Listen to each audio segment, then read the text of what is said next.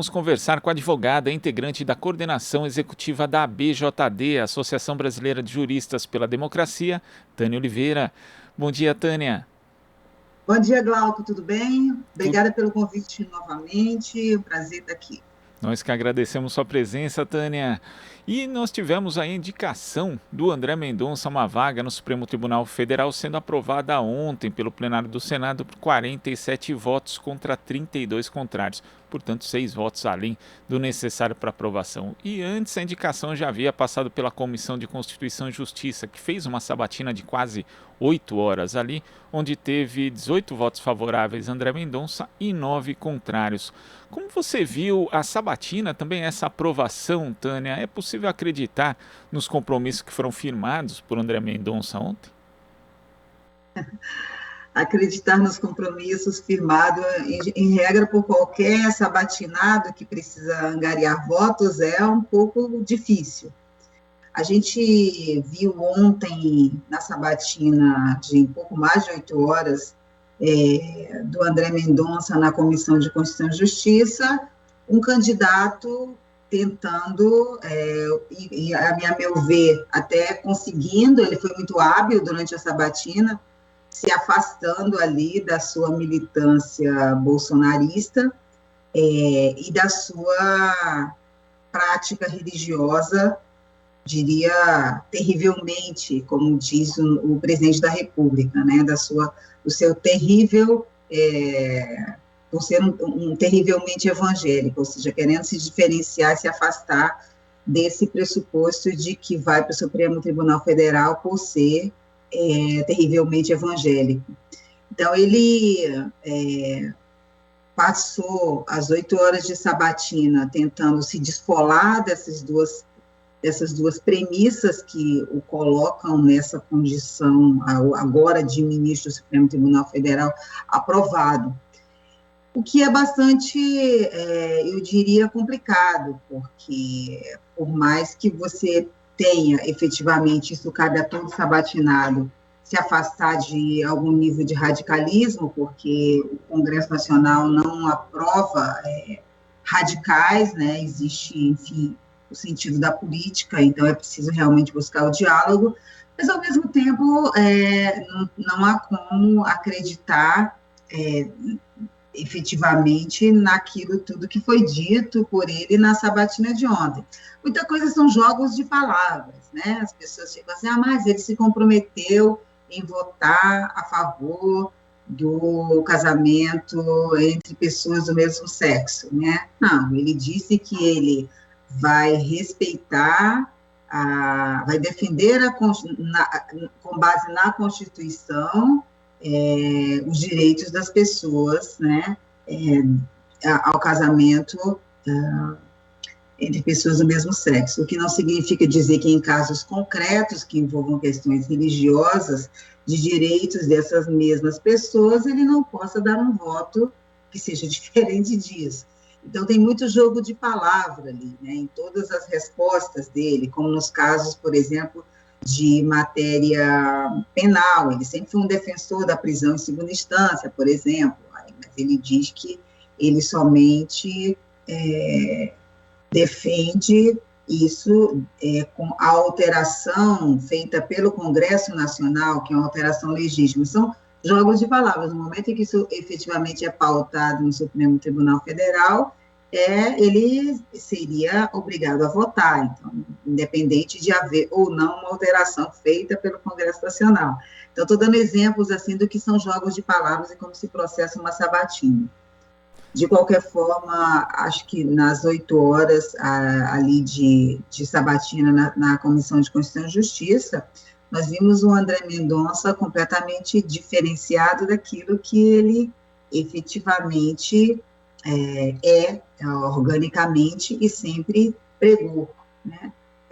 Logo depois de aprovado, o discurso dele já mostrou que já se mostrou diferente, já livre, né? Não precisava mais dos votos, tá? O discurso dele de aprovado na coletiva de imprensa já voltou a ser, digamos, o André Mendonça normal, né?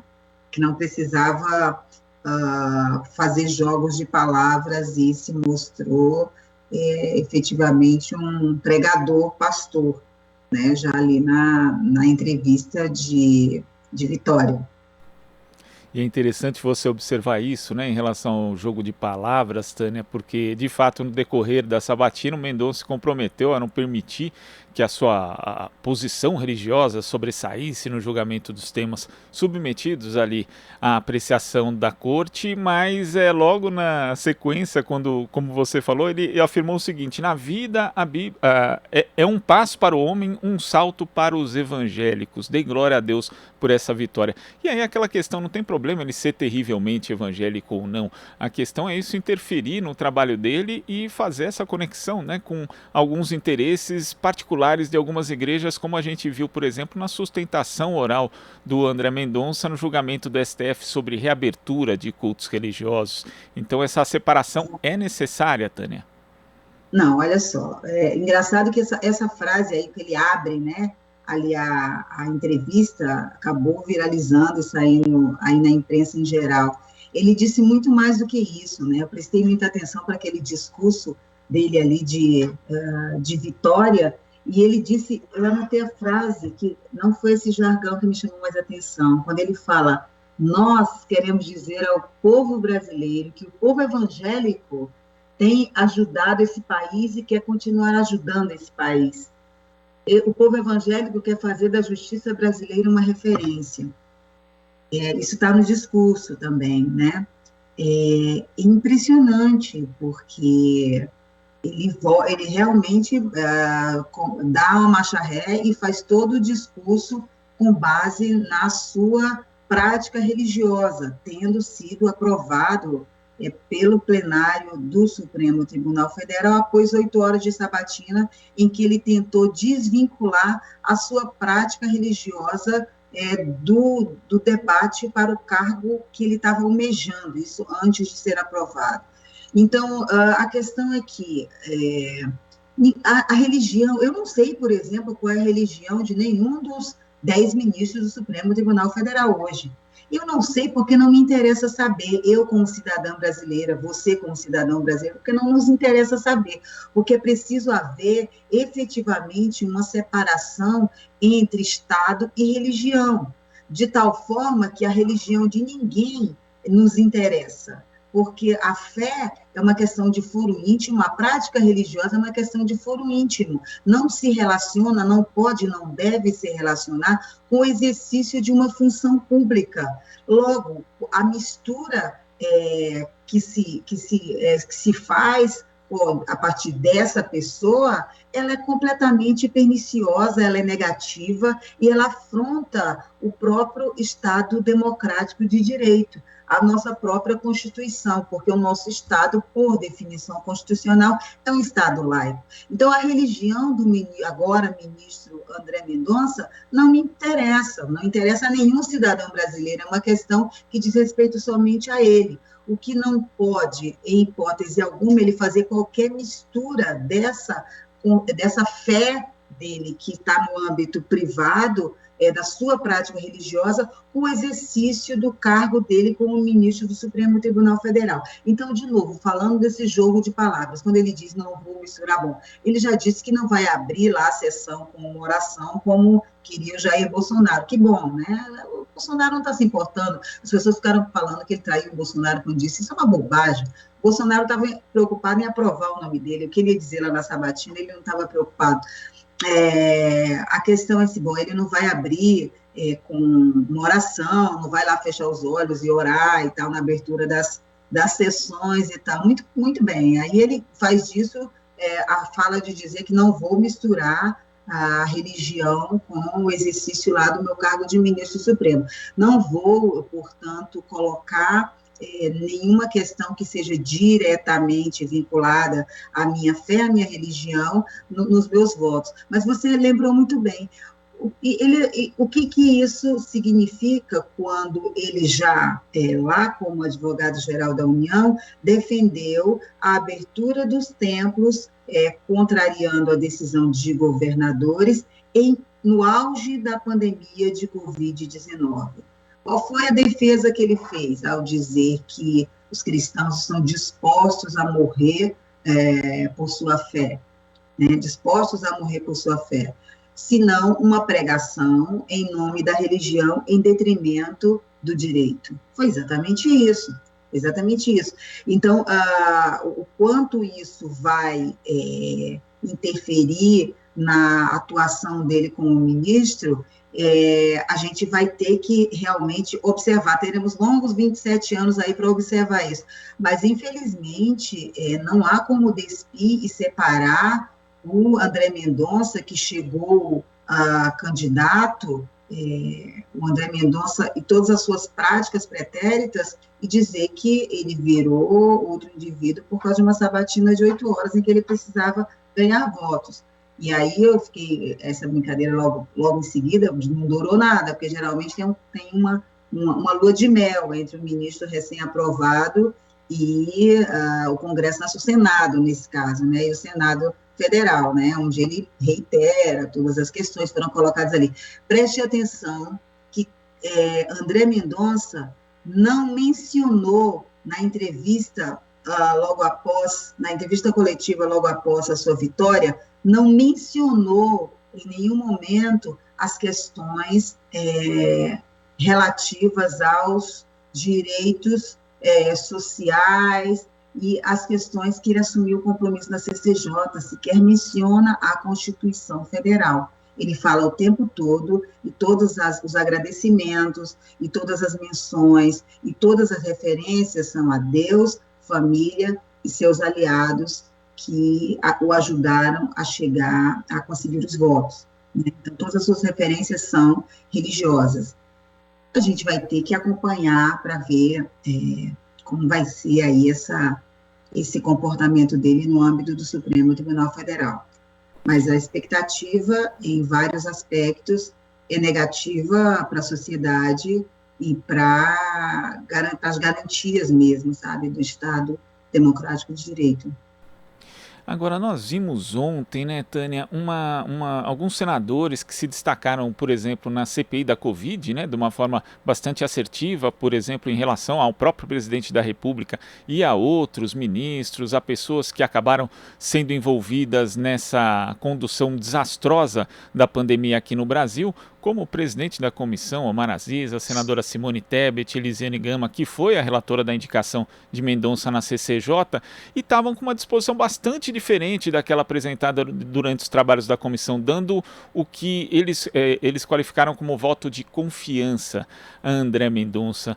Isso evidencia uma espécie de jogo político? A sabatina tem sido um instrumento que acaba não servindo ao propósito do que era a sua criação, se tornando só um instrumento, um mero procedimento formal para aprovação de qualquer indicado ao STF, Tânia? Glauco, se você, na terça-feira, na véspera da sabatina do André Mendonça, ocorreu a sabatina, eu nem sei o número exato, se você quer saber, mas só deixa eu ver, acho que eram mais de 10 sabatinas na Comissão de Constituição e Justiça, todos juntos, sentados e tal, ali para votar. As sabatinas, infelizmente, precisam ser repensadas, precisam ser reelaboradas e rediscutidas no âmbito do Senado Federal, porque virou uma coisa completamente burocrática, em que não se cumpre hoje em dia, nesse governo Bolsonaro, sobretudo, os mínimos requisitos e procedimentos. Agora, a sabatina, de toda forma, ontem aconteceu. O que não aconteceu foi uma disposição de vários senadores de fazer os questionamentos que são necessários para a aprovação de um ministro do Supremo Tribunal Federal. E aí você falou assim, o jogo político ele é diferenciado. Embora, sim, a aprovação de André Mendonça é uma vitória do governo Bolsonaro. Acho que a gente não tem que tergiversar e dizer isso, nem tentar relativizar. Né? Acho que tem que encarar as coisas como as coisas são. Mas, por outro lado, a indicação de um ministro do Supremo Tribunal Federal, ela tem diversos outros aspectos, diversos outros nuances que extrapolam essa questão meramente de governo oposição. Se não fosse assim, se você prestar atenção, todos os ministros são aprovados, né, ao Supremo Tribunal Federal, em qualquer época, aí, inclusive de governos, presidente Lula, presidenta Dilma, aprovaram todos os ministros que indicaram. O grande polêmica em torno do nome do ministro Edson Fachin, por exemplo, durante o governo Dilma, mas ele foi aprovado, inclusive bem mais votado do que o André Mendonça no dia de ontem. Né? Agora, e inclusive, para citar o mesmo exemplo do ministro Edson Fachin, era apoiado, por exemplo, por um senador de oposição, que era o senador Álvaro Dias, lá do Paraná, como ele, aprovado publicamente. Então, existem questões que extrapolam essa questão meramente de governo, oposição, questões, interesses, enfim. Agora, eu não entendo que... disse aí o senador Davi Alcolumbre que houve ajuda da oposição, enfim, eu nunca enxerguei senadora Simone Tebet como oposição ao governo Bolsonaro. Se prestarmos atenção em diversas matérias de interesse econômico, por exemplo, enfim, ela já votou muito com o governo Bolsonaro. Houve uma posição dela e de outros senadores no que tange a condução da Covid-19, né, a condução da pandemia, contrária realmente ao que foi feito e vem sendo feito pelo governo Bolsonaro. Isso ficou muito evidente durante a Comissão Parlamentar de Inquérito da Covid. É bem diferente de encarar esses senadores como senadores de oposição, né? Enfim, então o processo de combate à Covid-19 foi um processo, eu não qualifico alguns senadores que foram chamados por causa disso como senadores sendo de oposição, eu acho que era uma questão ali circunstancial em relação ao governo, e, ao mesmo tempo, essa questão de aprovação de autoridades em geral e, sobretudo, de ministros do Supremo Tribunal Federal, possui outras questões que precisam ser levadas em consideração, não apenas governo. Tânia, queria agradecer a sua participação aqui no Jornal Brasil Atual e até a próxima. Obrigada, Glauco, obrigada a todos os ouvintes do Jornal Brasil Atual, da TVT, foi um prazer sempre, um bom dia e um bom trabalho para vocês. Bom dia, conversamos aqui com a advogada integrante da coordenação executiva da BJD, Associação Brasileira de Juristas pela Democracia, Tânia Oliveira. Você está ouvindo Jornal Brasil Atual. As notícias que os outros não dão.